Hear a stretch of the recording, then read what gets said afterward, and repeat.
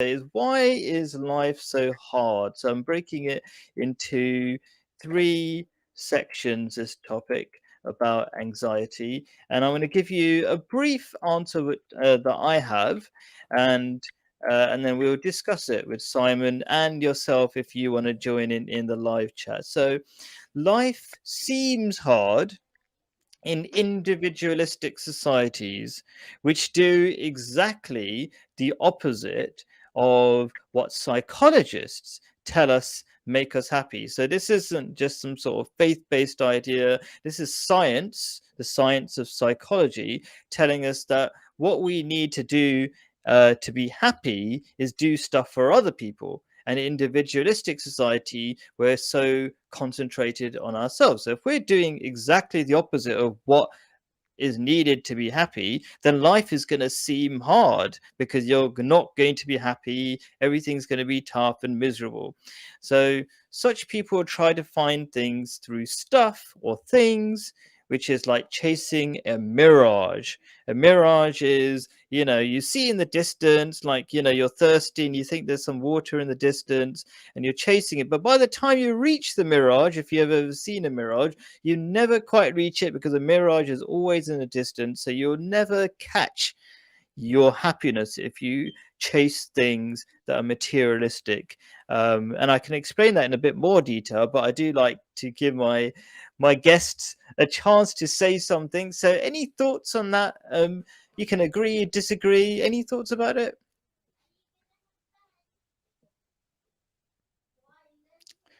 Oh, I can't hear you, Mike. Can you hear me? Your sound was there a minute ago. So I would explain a bit more. I think I can see your picture, but I'm just wondering why I can't hear anything from you, Simon. Is that me? Are you talking to me, mate? Yeah. Oh yes, I Oh, am. I do Yeah, apologise. I do that's it. apologise. You're the main Sorry. guest. You're the main guest. Oh, So there's nobody what do I want else. to say? What do I want to say? Anxiety. Yeah. Where does it come from?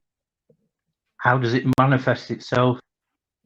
And I look back to my early days. Was I anxious about anything? No, I wasn't. Because life was so simple. We didn't have to struggle for anything because we basically lived on a farm, growing our own vegetables with animals, and we didn't basically have to struggle for money. And that seems to be the problem today. I think that's where a lot of our anxiety stem from. Do you think Are we able anxieties?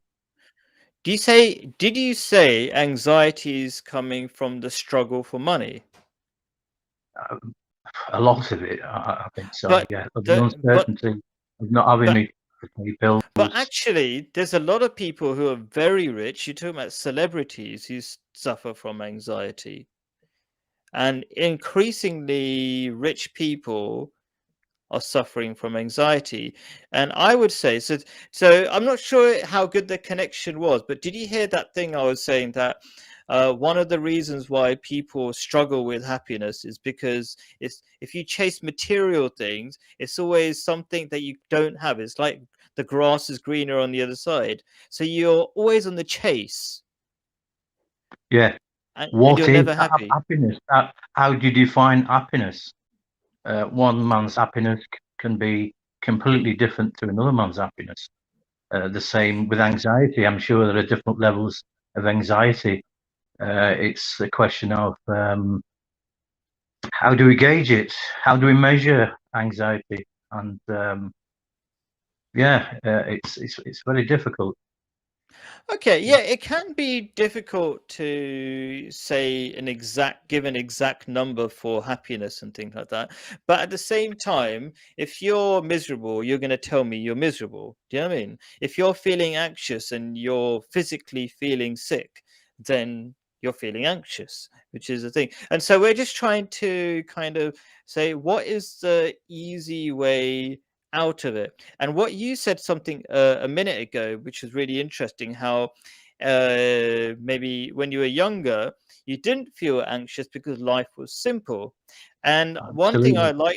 one thing I like to tell people is that yes, in the West, there's increasing amounts of anxiety despite being richer.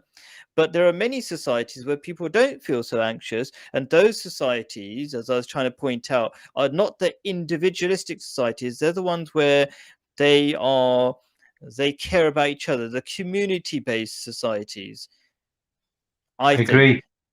Look at the kibbutz in Israel. Look at the Amish communities. There are communities who live together, who have a strict code, and what they tend to do is get rid of all the unnecessary things that they don't need in their life, like technology, television, alcohol. They're living off the land, they're living with the animals. And these people, not all of them, I guarantee, the vast majority of these people who live in the kibbutz, the Amish communities, and I'm sure there are other communities, are happy and content with what they've got, because they're not continually struggling to find the next fix. My life is simple, it's uncomplicated, and I'm happy. Yes. I don't have much, but I have the basics. Which is exactly the theme of what I want to talk about, is that we make life difficult. And I feel so many people are anxious and get upset over really small things is because they not only want more and more things, they want more and more things from people. Like, I want this person to behave like this, then I'll be happy. If this person gives me a cross face, I'm going to be miserable.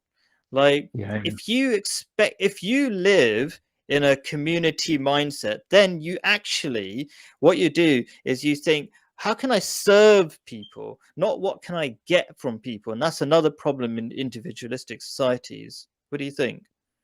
Well, you mentioned the word community. I actually live in a community like probably most people, but I wouldn't actually call it my community, simply because I'm not close to these people. I've lived here 8 years in Brentford. I'm not close to anyone, although I do try to be close to people.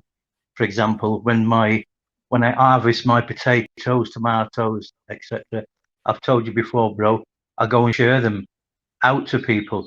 There's no intention of me wanting anything back, just to thank you. Or if you see me in the street, say hello, talk to me. But it doesn't happen. Not even a Christmas card. So it's very difficult to try and tap into people to show them, it doesn't take much to communicate and to be nice to each other and to try and build a community. And that's because we're not close to each other. We've got nothing in common. Yes, so this is really interesting. So you're making a massive effort, and you even gave me potatoes, by the way. So he's really, how are they doing, by the way? They are doing really well. Thank you so much. Because we've had a lot of, people complain. This is another thing people complain about, the weather, right? They go, oh, it's too sunny or it's too rainy. It's perfect for the potatoes, by the way. Absolutely. There's so much rain and so much sun this summer. That's right. Yeah. So that's a really interesting thing you said about you do so much, and I do a lot for my neighbors. So come Christmas, I give them Christmas presents. Come Eid, I give them Eid presents, whether they're Muslims or not. If they're Jews, I'll give them on their holidays, Hanukkah, whatever it is. So every holiday we're out doing our bit to an excuse to give presents, really, to communicate and things like that. And people do really appreciate it, but they're really shy of connecting. So I did a coffee morning in my tiny front garden, and people were saying, thank you, they're so lovely, but they were too shy to sit down because it's the culture. And the big thing, if you go to Middle Eastern culture, where it includes not just Muslims, but Christians and Jews and things like that, right? Where they all agree that we are children of God. I totally agree. We're speaking the same language there, bro. Yeah. When we're a human family with less shyness between each other. And that's one thing I want to get across. Even if you just hear that, maybe you start believing that, and that will be a nice change, like a 1% small change. Anyway, I'm The gonna be problem is we've been brought up to be suspicious of everyone. We've been brought up, and we learn this through our culture and our education system, and oh through the I'm people in power. That you know, you've got to be careful of everyone. Mainstream media is a perfect example of how they prosecute everybody who's different to ourselves. You know, it's very, very difficult to break down barriers and to try and get people to trust you, because they're thinking, well, what's this guy after? What does he want? You know, and so that has happened as religion has reduced. So I know you're not a big fan of Christianity. I'm not exactly a big fan myself, right? But I always, when I say that, I want to be really careful because there's so many lovely Christians out there as well, right? Okay.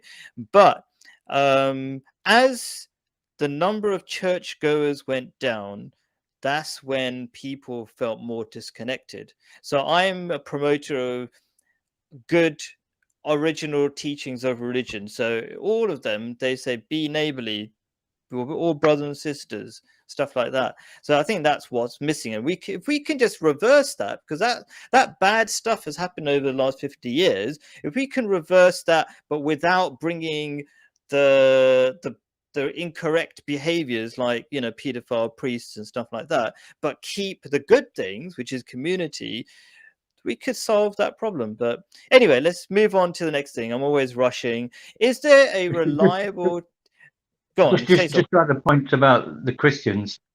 As you know, we both go to Speaker's Corner and meet some amazing Christians, some Yes, wonderful people. It's not about the individual; it's about the theology that they follow. And as I say to myself, who am I to try and change anyone? I don't try to do that. I never belittle them. I discuss their theology because I was brought up as a Roman Catholic. I'm not one now. Once into my teens, I walked away from it. I never disrespect anybody, and I've learned so much by meeting these people. I've had an amazing experience over the last 5 years at Speaker's Corner. There are some amazing people there. absolutely. And I'm glad you said it that way, because I felt the way I said it wasn't good. Yeah, like, don't like Christianity. Like, there's so many beautiful things in Christianity if you take the right bits and things like. Anyway, Yeah, so- we've got a different book to follow. It's an instruction manual, a map, and they're trying to get exactly to the same place where we're going, to meet our Creator.